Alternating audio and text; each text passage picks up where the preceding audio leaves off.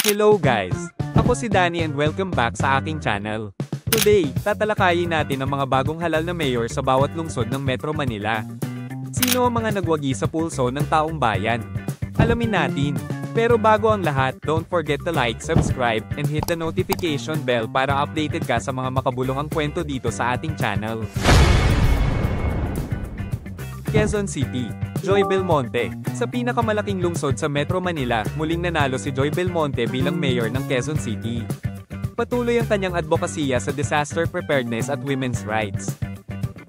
Pasig, Vico Soto. Sa lungsod ng Pasig, walang kupas ang suporta ng mga tao kay Mayor Vico Soto. Kilala siya sa kanyang good governance at transparency, at muli siyang pinagkatiwalaan ng Pasigueños. San Juan, Francis Zamora. Nanatiling matatag si Francis Zamora sa San Juan. Patuloy ang kanyang urban development programs at public housing projects. Pasay, Emy Calixto Rubiano. Sa Pasay City, nagpatuloy sa panunungkulan si Mayor Emy Calixto Rubiano. Kilala siya sa pagpapalakas ng health services at social welfare programs.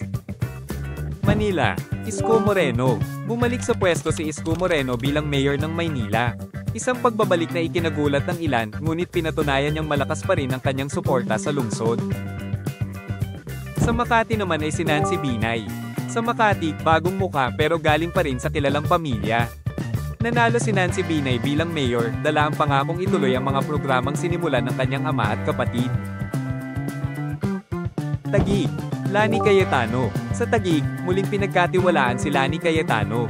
Patuloy ang pag-unlad sa lungsod, lalo na sa mga proyektong pangkalusugan at edukasyon. Muntinlupa, Raffy Biazon. Nanatili sa pwesto si Raffy Biazon sa Muntinlupa. Focus niya ang disaster response at environmental protection. Malabon, Jeannie Sandoval. Nagwagi muli si Jeannie Sandoval, ang kauna-unahang babaeng mayor ng Malabon. Itinaguyod niya ang healthcare at women's empowerment. Mandaluyong, Menchie Abalos. Patuloy sa serbisyo si Mayor Menchie Abalos sa Mandaluyong. Isa siya sa mga aktibong leader pagdating sa social programs at public safety.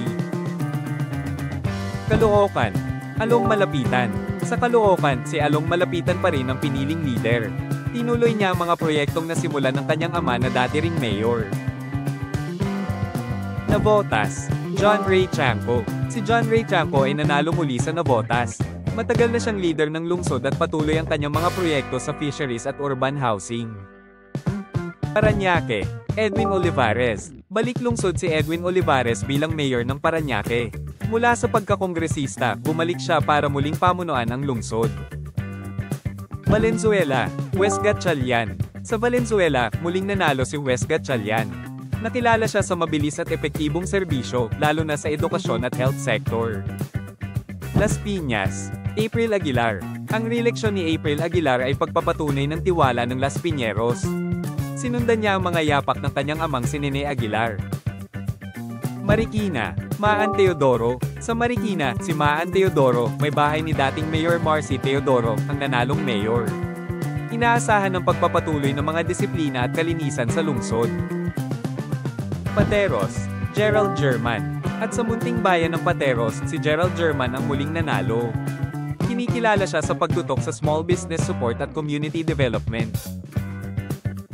Ayan guys, yan ang mga bagong halal na mayor ng Metro Manila. Anong masasabi nyo sa mga resulta? May mga paborito ba kayo? E-comment nyo lang sa baba. Huwag kalimutang i-like ang video na to, mag-subscribe sa channel ko, at i-share ito sa mga kaibigan niyong interesado sa politika at balita sa bansa. Ako si Danny, at ito ang inyong weekly dose ng impormasyong makabayan. Kita-kits sa susunod na video.